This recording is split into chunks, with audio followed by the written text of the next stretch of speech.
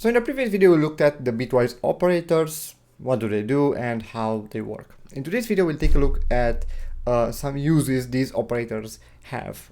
Namely, we're going to try to implement a flag system. So let's look at the problem at hand. So suppose we have to sort of implement something that has two features, right? And those features can be either on or off, right? The state of those features, where do you store them? Well, in two variables. Let's just call them something like int x and y. Doesn't really matter. And suppose that if x is 1, it's enabled, that x feature is enabled. And if x is 0, that feature is disabled. All right, so for example, here I can set x to, let's say, 1 and y to 0. Okay, then what do? Well, I should check if those features are either enabled or disabled. So if x is enabled, I want to just print f a message that says first feature is enabled and a backslash n. And that's it really. And same thing for the y variable here. So if I do this and then print f, let me copy this thing over there, and I'm gonna say second feature is enabled. So that's very nice. You have basically two features that can be either 1 or 0, enabled or disabled. So if I try to run it, you'll notice I get first feature is enabled. Why? Simply because x is the only feature that is enabled. Y is 0, thus is disabled. I'm not printing anything if it's disabled, but I can set it to 1, and if I run it again, I'm gonna get both features that are enabled. If you'll notice here, I have two integers to store those two features.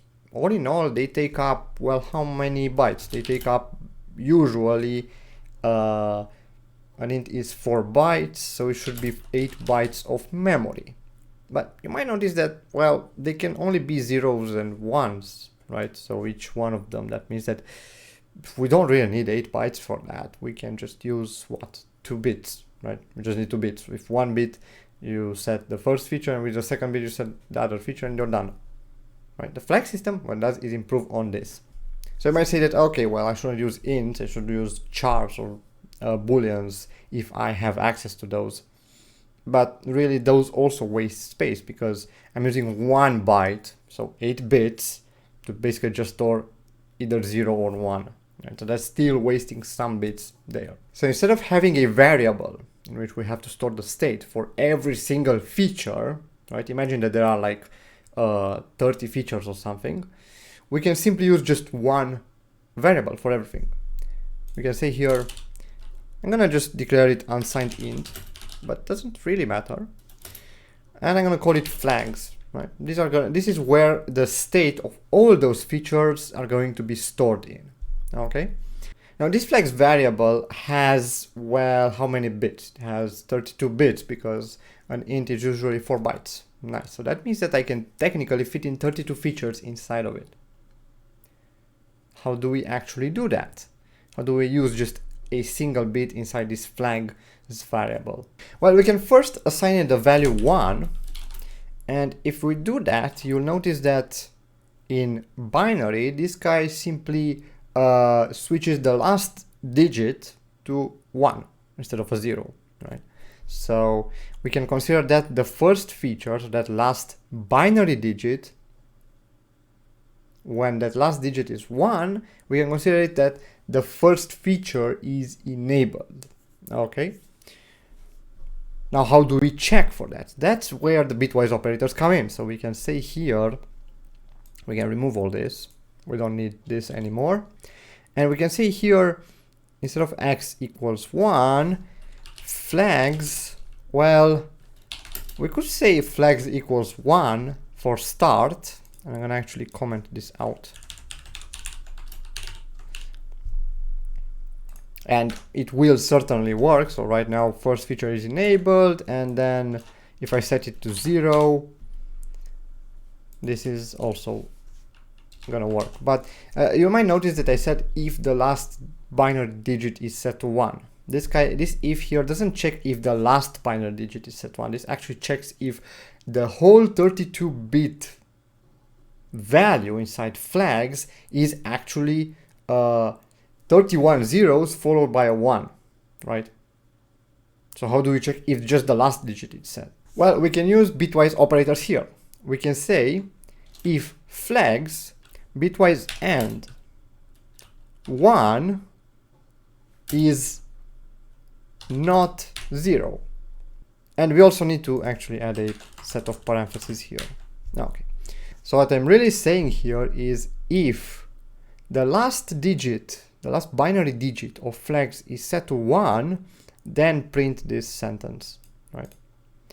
So if I run this, I'm of course going to get first feature is enabled. But if I set this guy to 2, for example, you'll notice it doesn't print anything on the screen.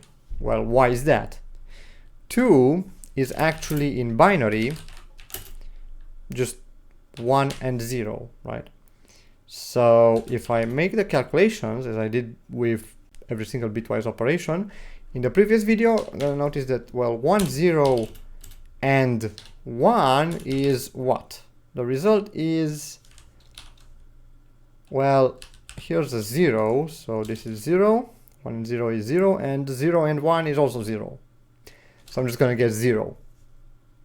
Right, so this guy is going to be 0, thus this sentence is going to be false, and nothing is going to print on the screen.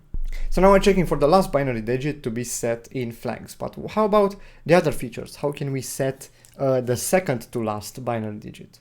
Well, that's fairly straightforward. What we can do is simply set 2. This, you'll notice, is 1, 0, and that's going to set the second to last digit, last binary digit in the variable here, right? So this is set to 1, but how do we check it? Well, simply I'm going to uncomment this. I'm going to say, well, instead of this, I'm going to say flags and 2 is not equal to 0.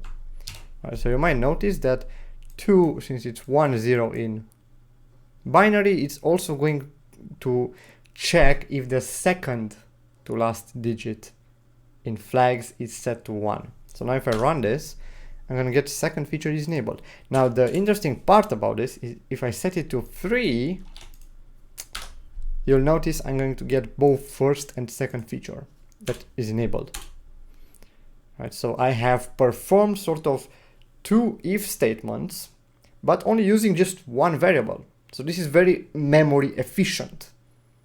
And you might notice that I'm just using 2 bits. So I'm just using the first and the second to last bits inside this 32-bit variable. So I can actually store 32 feature or flags inside this variable. So here's what we did, right? We set flags to be this big binary number. And then what we did is we simply did an AND operation with, well, a number that is all zeros except for the last digit. And we did the same thing with another number that is all zeros except for the second to last digit to just check if each feature is enabled. Now here's the tricky part. What if for some reason we want to store a certain feature's basically enabledness in this bit, just specifically this bit? So if the third feature is stored as in this bit, specifically at this position, well, I will need to set it in here using a decimal number. Well, that decimal number is kind of difficult to figure out, but with some trial and error, you can figure out that it has to be, well, this is 128. And you also have to add this 3 here at the end. So that's 131. But nobody's gonna stay and calculate that number for you. It's going to be kind of tricky to find out, right? So what you can do instead is use bitwise OR to set multiple features in this flags state, right? So what we can do is to set the first feature is just say 1, right? That's what we had to do. Then we can use bitwise OR to set the second feature, which is, well, 2. But instead of 2, I'm going to write the binary representation of it. I'm just going to say 1 and 0. And to make it a binary number, I have to prefix it with 0b. I have 0b, 1, 0. That says okay, I want the number 2, but in binary, just so that I know, okay, this is the second to last bit that is being set. And we can do the same here, but it doesn't really have an effect because 1 is 1 in all bases. And if I want to set the third feature, which is set here, well, what do? I just bitwise OR with 0b1 followed by 7 zeros, right? So if I put this on top of this here, you'll notice I'm setting this bit inside this flags variable. Okay, and we can also use this number to check. So you might notice that now I can replace this one with, well, this one here when I'm checking, this one with this one here when I'm checking, and same thing goes with this guy. So if I copy and paste, let's just copy and paste this whole thing and try to use this guy instead. And I'm going to say third feature is enabled. Okay, so I hope this makes sense why I'm coming up with these numbers. So if I try to run it, you'll notice I'm going to get all 3 features enabled. So again, 1 variable, 3 if statements, right? Very memory efficient. Now, why does this work? Why did we get to this number when we just bitwise ORed all these? Well, that's because the reason is very simple. We have 1 in binary, which is this. We have 1 0 in binary, which is this, and we have this guy, right? Which we know it's, well, a lot of zeros here at the beginning, and then this, right? And we just did a bitwise OR with all of them. So the result was what? Well, it set 1 here because 1 or 0 is 1, and then the result of those ORed with 0 is also 1. Then 0 or 1 is 1, and the result of that with 0 is still 1, right? And then for these we just got like a lot of zeros. Let me just add them somehow here, like that. And then the last one, 0 or 0 was 0, but the result of that bitwise OR with 1, we got a 1 here. And then the rest here is just zeros, right? So this is the result that we got inside flags, and checking them, well, just the reverse of that, right? Which is kind of, we have this in flags, and if we AND with that, so this was with bitwise OR, right? This was bitwise AND. The result was, well, just everything was 0 as the result, except for this guy that is 1. As you might notice, 1 and 1 gives you 1, and 0 and 0 gives you 0. So for every single pair, or for every single column that had 0 in there, just kind of set to 0. And 1 or 0 is still 0, 1 and 0 is still 0 here. So we just got this. But remember, we're checking if the whole number is 0. But it's not. Since it has a 1 there, it's definitely not 0. So it enters the if.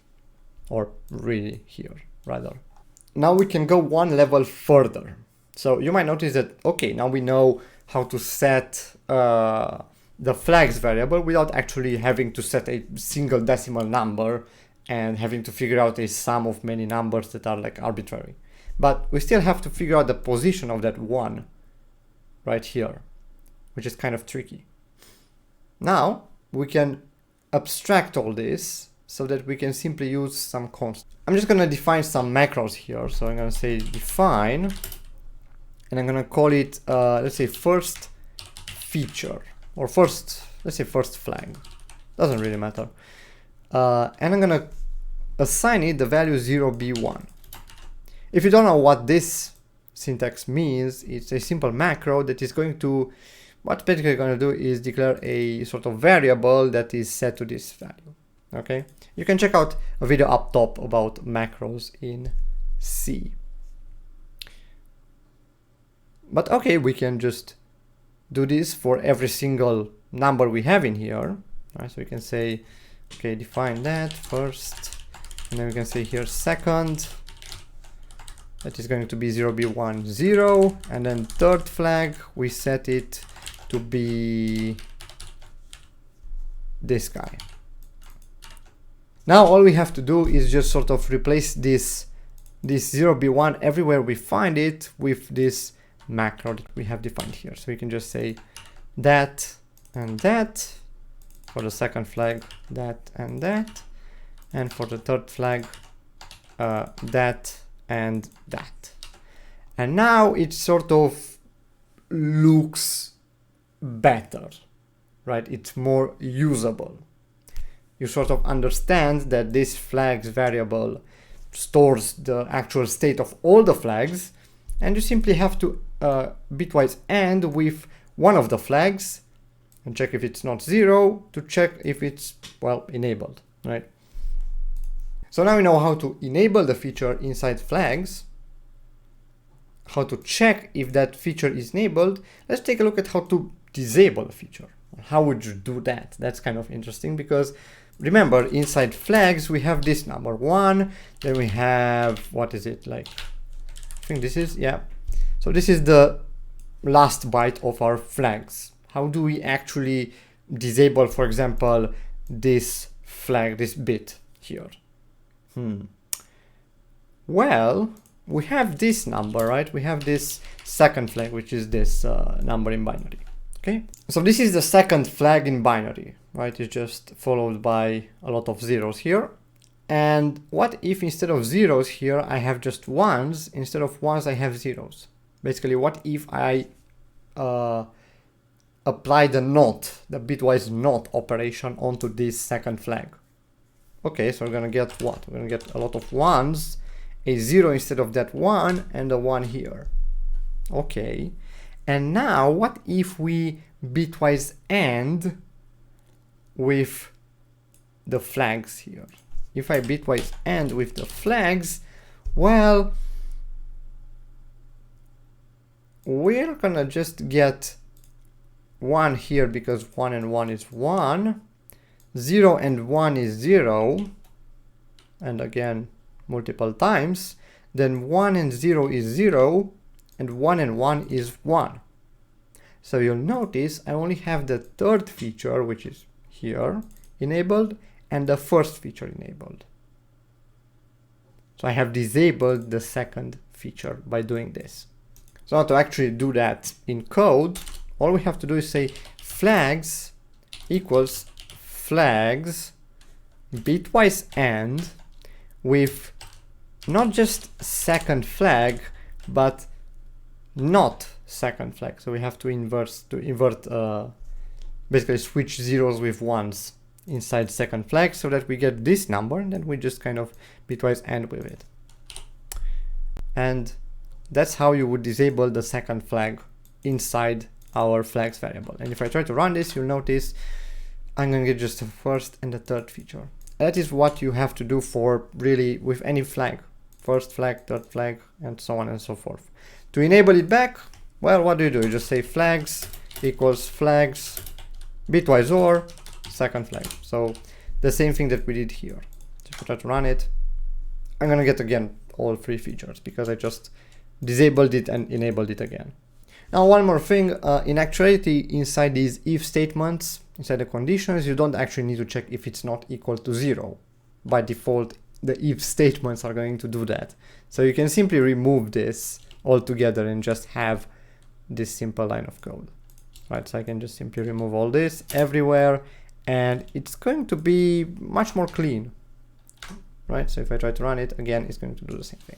And of course, if you want to add more flags, you just simply define another macro, enable it here in flags if you want, and then you can just check with this syntax. And instead of first flag, you're gonna replace it with your own flag. Now, of course, instead of first, second, and third, you're gonna have more explicit names, such as, I don't know, format is supported flag, or can be converted flag, or whatever you might think about it. The thing about this is you notice that we're just saving just a few bytes of memory. So instead of going with, well, 1 or 4 bytes for every single flag, we just get 4 bytes for all the flags, and we can store like 32 flags in that single variable. this is not really that important if you just have one single set of flags for the whole application, but this is very useful if you, for example, store a lot of data, right? So if you, for example, are YouTube, right? And let's say you store videos. In there, you might have certain features turned on or off for certain videos, such as, I don't know, let's say comments disabled. That would be a real flag inside that video, and it would save up a lot of memory in their databases, right? So this is just one single practical use of Bitwise operators. You can do a lot more with them. We can do a lot of fast checks or improvements to certain algorithms, or it is also used for networking, for checking certain IP ranges and whatnot. You can do quite a lot of things with them. This has been just an example. Thank you to the person that asked about this in the previous video. I think it's been amazing that you guys are asking questions and sort of leading me towards what you guys want to see from this channel. And I hope this really helps you understand these topics inside in programming. If you do have any questions, don't forget you can leave them down in the comments below or join our Discord server. Thank you guys so much for watching, and I hope to see you next time. Bye.